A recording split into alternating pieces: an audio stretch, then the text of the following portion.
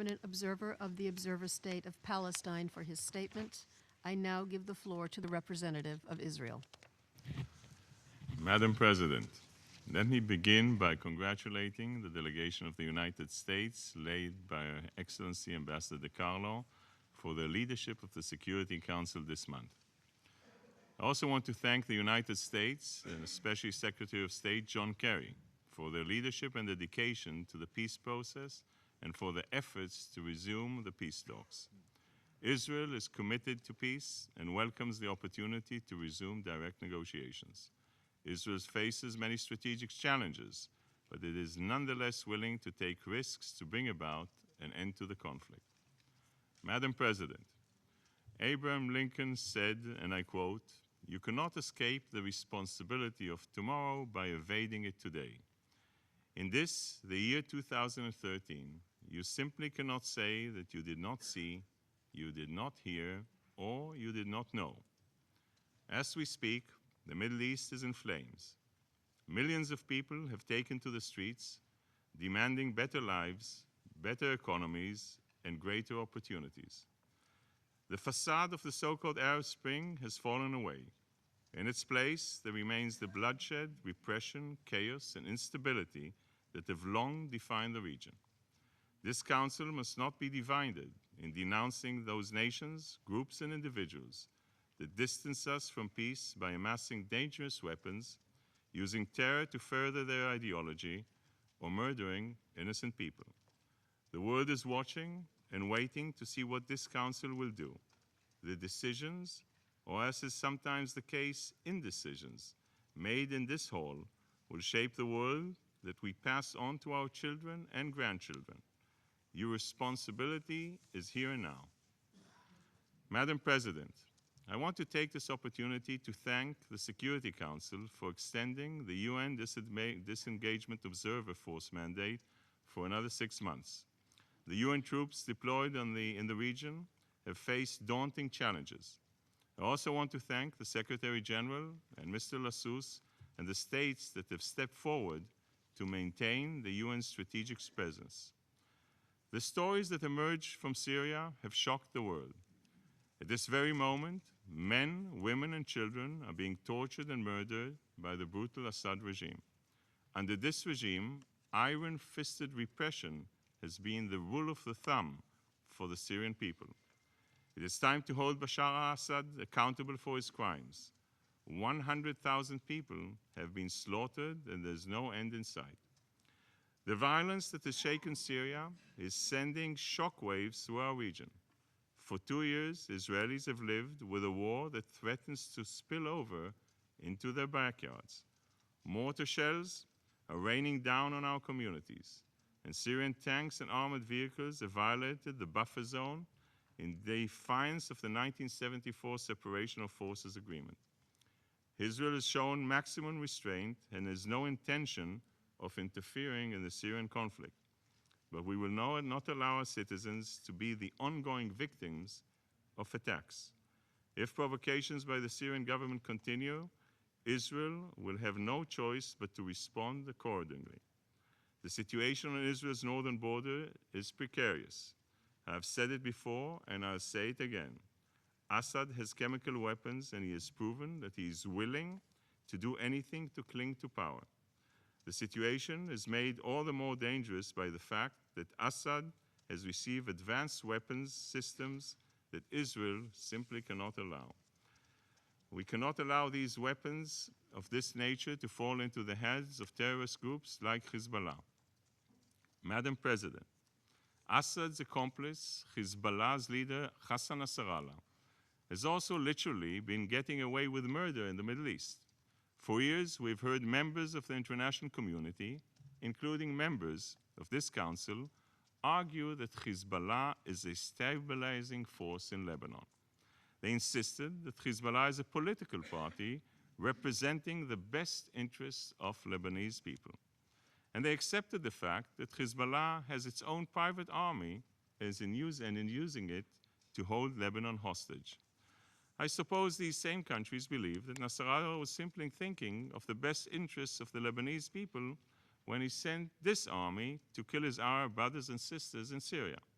And I suppose that the so-called stability that some states speak about can be seen from the car bombs and the rockets that are exploding in the center of Beirut. Nasrallah has been clear about his intentions. Last month he said, and I quote, "We will bear any sacrifices and all the consequences to keep Assad in power." These are the deliberate words of a terrorist willing to drag Lebanon into the Sunnite-Shiite divide and the broader region into war.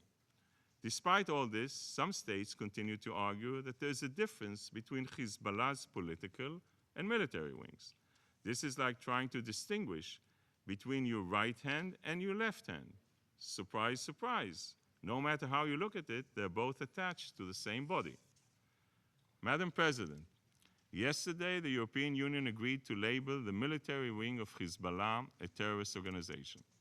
The EU's decision is a welcome and important first step in shutting down the European channels that Hezbollah uses to launder money and fund its campaign of terror.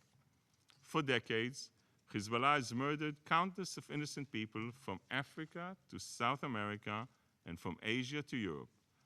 At long last, having realized how dangerous Hezbollah is and what it is capable of, the EU showed up late to the party to condemn the party of God. It was only after Hezbollah was found guilty of murdering Europeans in Bulgaria and attempting to do the same in Cyprus that the EU agreed to consider branding the military wing a terror organization. The semi-designation allows the EU to semi-join the ranks of countries like the United States, Canada, Australia, and the Netherlands, who long ago branded all of Hezbollah as a terrorist group. Hezbollah is a terrorist industry, working around the clock to expand into new markets. It has a business development arm devoted to money laundering and fundraising. There's a human resources division that recruits new members. There's a marketing arm that uses the internet to spread fundamental beliefs. And of course, there's an operations division that carries out its bloody campaigns.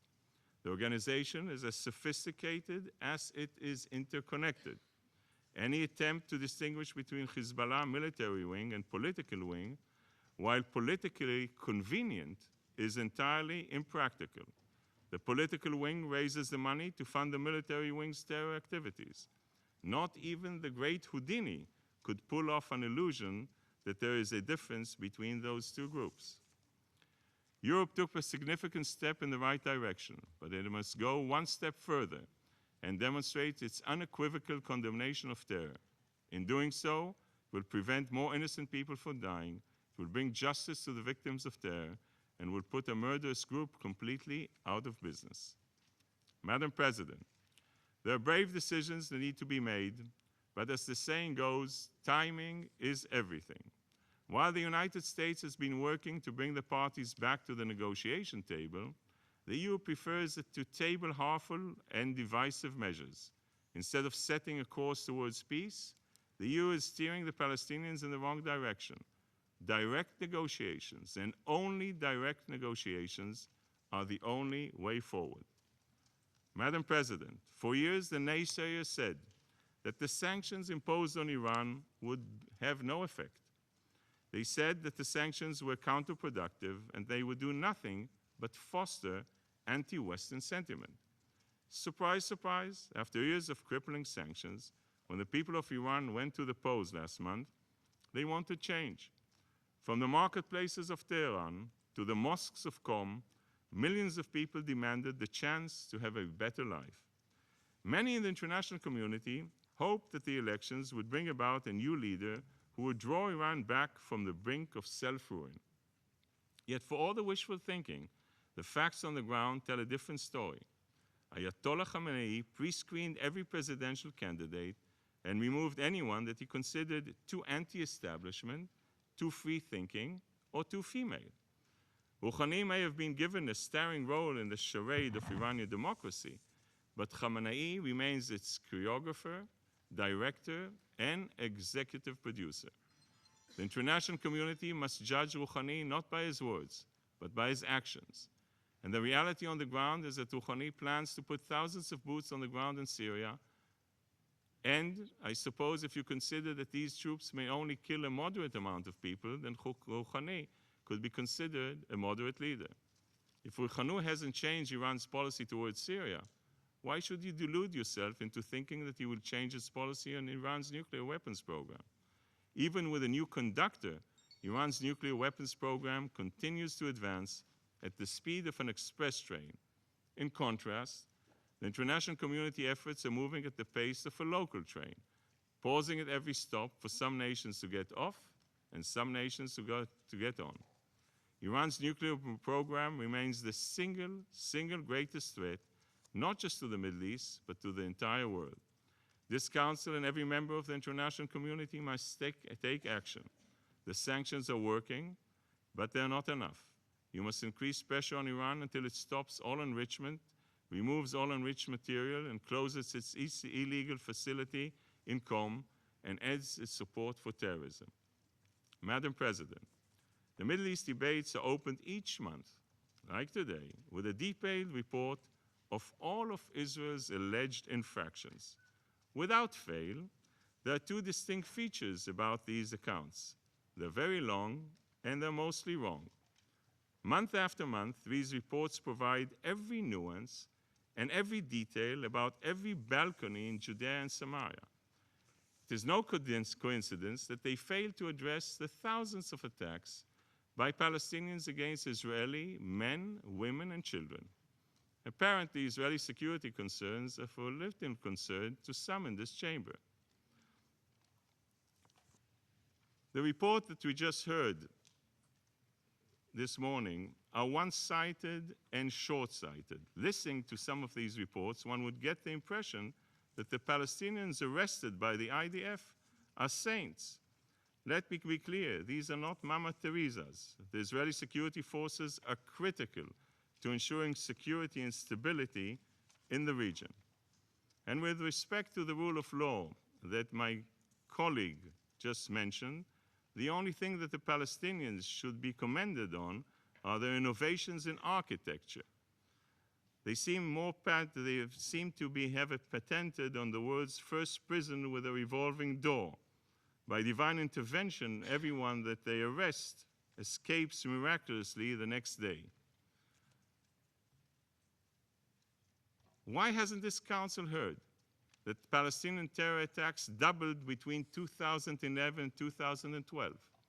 And why haven't they heard about the 34 attempted abductions that were prevented by Israeli security forces so far in just 6 months, in just the beginning of the year 2013? Just imagine the consequences if even one of these kidnappings had been successful. Let me give you another number that you have yet to hear in these chambers: 2,736. Last year, there were 2,736 attacks against Israelis, including shootings, rockets, IEDs, and Molotov cocktails. It doesn't take the investigative skills of Sherlock Holmes to realize that these numbers are freely available and easily accessible to anyone willing to look at them. One would think that an open debate on the Middle East could include some sources that are open to the public. After all, it's elementary. Facts are stubborn things, but the only thing more stubborn than these facts is the insistence on presenting unbalanced reports every month.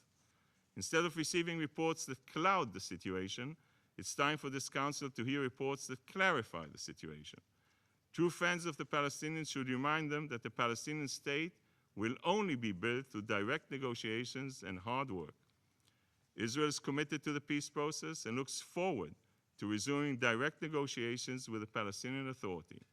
Our vision is 2 states for 2 people, one Arab and one Jewish, living side by side in peace and security.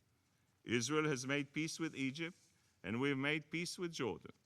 These treaties are evidence that with honest effort and committed leadership, peace is possible.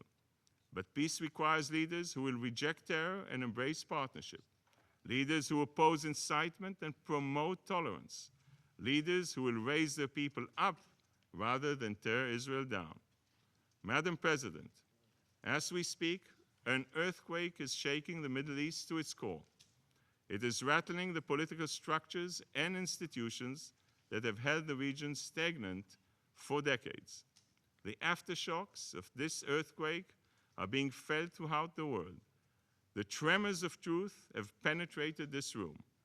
Winston Churchill said, and I quote, "Men occasionally stumble over the truth, but most of them pick themselves up and hurry off as if nothing has happened." We have seen the photographs, we have seen the stories, and we've heard the millions of people who are crying out for freedom, for opportunity, and for the chance to build a better life. It is the responsibility of every member of this council, of every nation, and of every leader to advance the cause of peace.